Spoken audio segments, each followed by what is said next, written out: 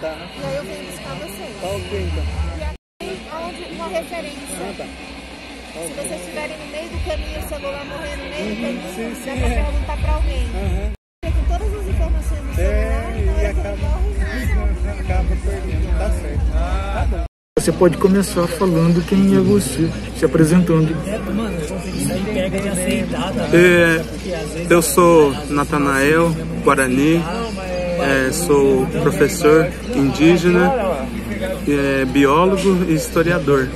Você é de que lugar do país? Eu sou de Mato Grosso do Sul.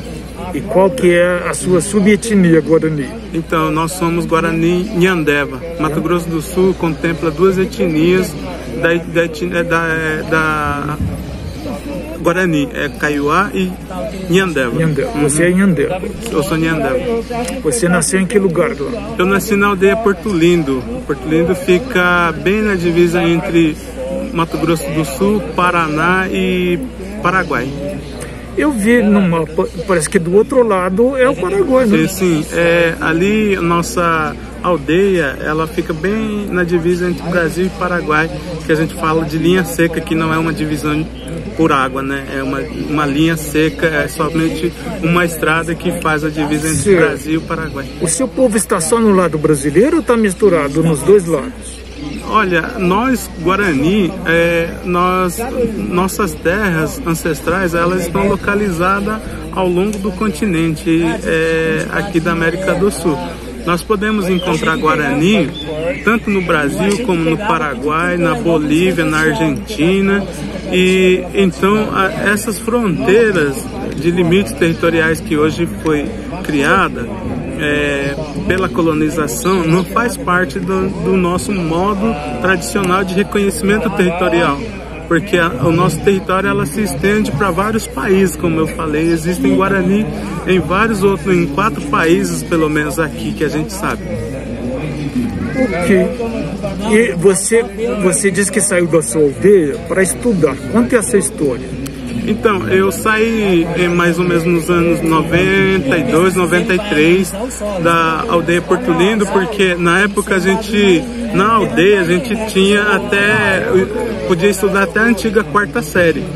Então, chegando na 4ª série, a gente tinha que sair para a cidade ou então para outros locais fora da nossa aldeia para poder continuar o estudo.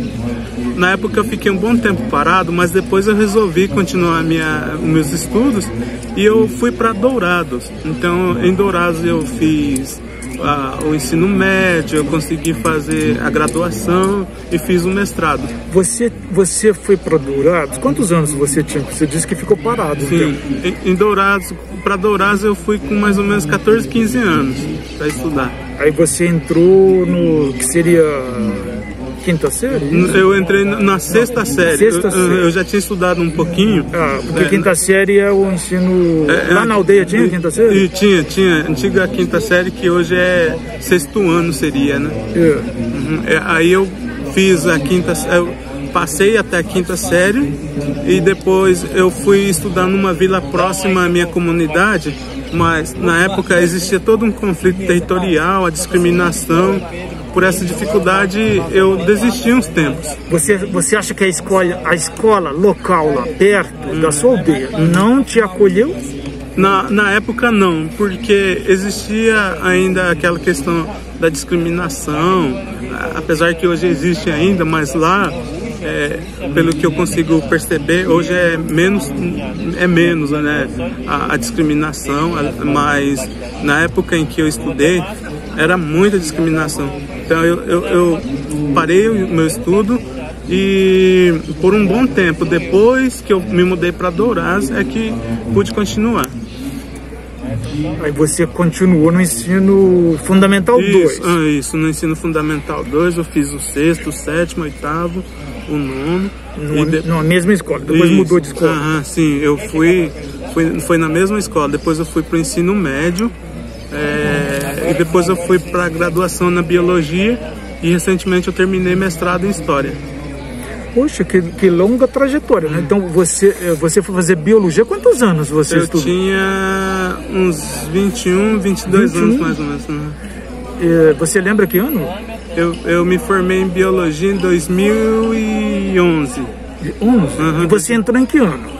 Eu entrei em 2007, se não me engano. 2007? Já existia o sistema de cotas? Sim, existia. Na época, mas eu não entrei pela cota, porque na época em que a gente começou a entrar na graduação, os nossos líderes, eles perceberam que precisava ter uma formação voltada para a comunidade indígena. Então a gente conversou com as universidades locais lá, e a Universidade Federal da Grande Dourados acolheu a nossa proposta de formar líderes, estudantes indígenas. Então fez um outro sistema, um convênio.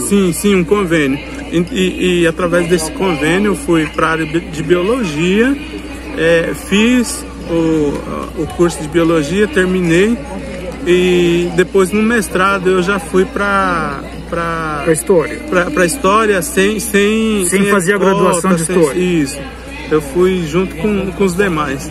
E você no mestrado fez que tipo de pesquisa? Então, a minha área no mestrado foi em história oral. Eu pesquisei a tradição, nós como indígenas, nós temos essa tradição da oralidade, repasse de conhecimento através das narrativas. E a nossa memória ela é elaborada dessa forma, por meio das narrativas, onde a gente contempla os nossos conhecimentos, a nossa sabedoria, o nosso modo de ser, que se elabora na nossa identidade coletiva. Então, eu fui para a área de história oral, e a minha pesquisa fala da tradição oral na aldeia Porto Lindo, onde eu nasci, onde eu trabalhei com as narrativas dos anciãos que não tiveram nenhum acesso à escolaridade, que não falam português, e bem tradicional, para que eu pudesse trazer um pouco isso para a universidade e fazer o diálogo de quão importante é a universidade abrir as portas para as comunidades indígenas, para que a gente consiga avançar nas nossas demandas e para que a gente consiga ter um diálogo de entendimento com a sociedade não indígena nesses espaços que a gente fala de formação acadêmica, né? Porque hoje a gente se apropriou da escrita. A escrita por muito tempo foi uma arma que foi usada contra nós. Os nossos líderes sempre falam assim: nos mataram através da caneta e do papel. Hoje nós nos apropriamos, e eu acho isso de forma justa. Por quê? Porque foi uma arma que usaram contra nós. Hoje a gente utiliza para nossa defesa, para a defesa dos nossos conhecimentos, dos nossos territórios, da nossa sabedoria. Então a gente hoje tem esse acesso, a gente quer utilizar esses espaços nas universidades justamente para a gente aprender a como elaborar de forma escrita a continuação dos nossos saberes tradicionais. E as universidades precisam entender que esses conhecimentos são importantes não só para povos indígenas, mas para toda a humanidade, no sentido de preservação da vida, da fauna, da floresta, das águas, que hoje a gente vê que o meio ambiente, a natureza, ela está muito degradada, ela está muito destruída. E nós, como povos indígenas, nós somos defensores da natureza. Nós temos uma relação com a Mãe Terra de reciprocidade, onde a gente retira da terra o sustento da floresta, dos rios, mas de maneira sem destruir a natureza, porque a gente sabe que a natureza cuida da gente e, por outro lado, a gente precisa também cuidar da natureza. Quando você nasceu, em casa, falava-se português? Não, eu só fui aprender a falar português a partir do momento que eu consegui entrar no colégio. Eu fui alfabetizado na língua guarani até o terceiro, quarto ano. E a partir do terceiro, quarto ano é que eu fui alfabetizado em português. Então, a partir do momento que eu entrei no quinto ano, no sexto ano, é que eu pude aprender a falar o português. Na verdade, eu sou professora. Pois você fala português sem sotaque.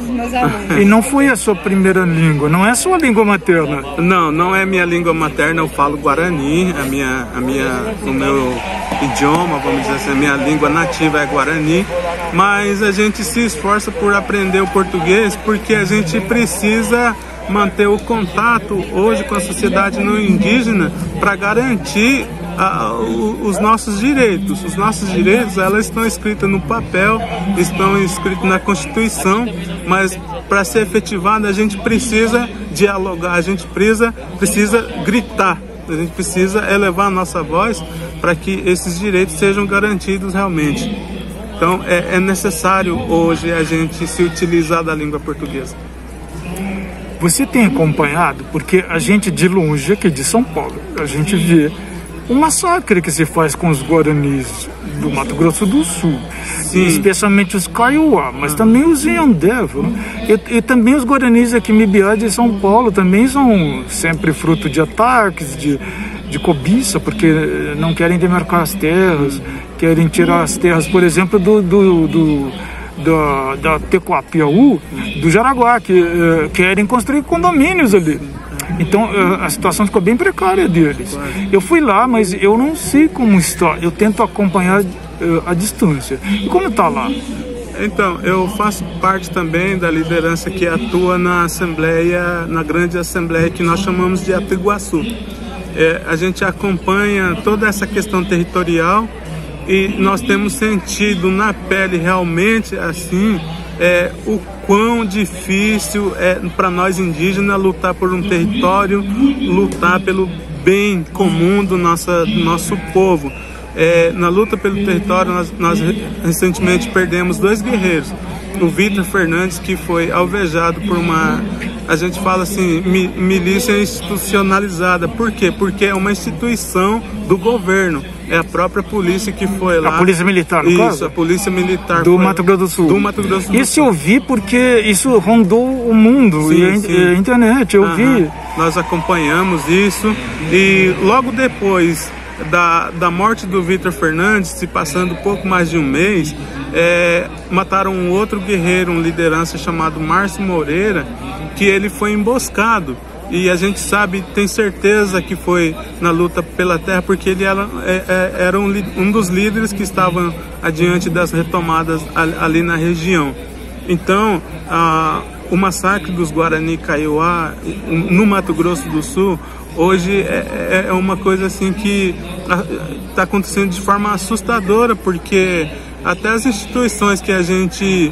Que deveria proteger a vida. Exatamente, que deveria atuar na proteção dos direitos territoriais, da vida, hoje ataca a nossa comunidade. E por outro lado, nós enfrentamos também ruralistas que se apossaram dos nossos territórios. Esses territórios são nossos por direito originário, são terras ancestrais, mas que hoje está em poder dos ruralistas.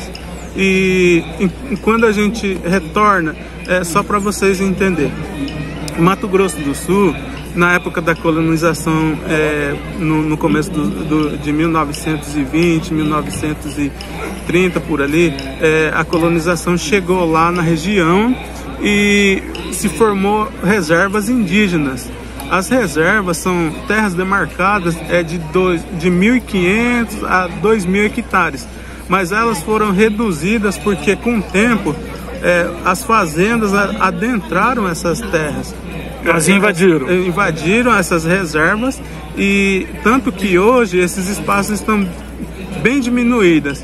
Então hoje são 8 reservas lá em Mato Grosso do Sul que abriga várias etnias, e por ter várias etnias dentro de uma mesma reserva, acaba desconstruindo o modo de ser de cada povo. Então o que a gente tem feito é retomar as nossas terras ancestrais, onde nós sabemos que onde viviam cada família nuclear, uma clã familiar em cada território, e que hoje nós chamamos de retomada. Alguns chamam de retomada, mas para nós é terra indígena. terras indígenas que foram dos nossos antepassados. Quem invade não é vocês, né? Vocês na verdade retomam o que era de vocês. Quem invadiu foram eles. Justamente. Por quê? Porque a colonização empurrou os indígenas até dentro da reserva. Foi fazendo uma limpeza das terras indígenas. Limpeza étnica. Isso, limpeza étnica das terras indígenas, para que nelas fossem formadas as fazendas. Então, os indígenas que resistiram de não sair dessas terras eram mortos pelos colonizadores. Então, a única forma que existia de se preservar a vida era de ir para a reserva indígena. E nessas reservas indígenas hoje há uma superlotação de números de indígenas. Imagina só, 15 mil, 20 mil, 25 mil indígenas vivendo em 1.200 hectares. Lá em Mato Grosso do Sul são 15 hectares para cada cabeça de gado. E hoje, se a gente for analisar, não passa de 1 hectare para cada família indígena. Então não tem como a gente sobreviver. Quer dizer, trata-se melhor o gado do que o ser humano, que é Guarani. Isso, do que o indígena. Então o que a gente faz? A gente esperou pela Constituição, que a Constituição de 88 diz que em 5 anos essas terras deveriam ser demarcadas. Mas vemos assim que o próprio governante do país não faz pouco caso das nossas demandas, né? Então, a única alternativa que nós achamos é de fazer a autodemarcação. Então a gente retorna para essas áreas, a gente retoma, por isso que a gente fala retomada, porque é uma terra que pertenceu aos nossos ancestrais e temos direito originário sobre essas terras, e a gente retoma essas terras hoje juntamente com o nosso povo.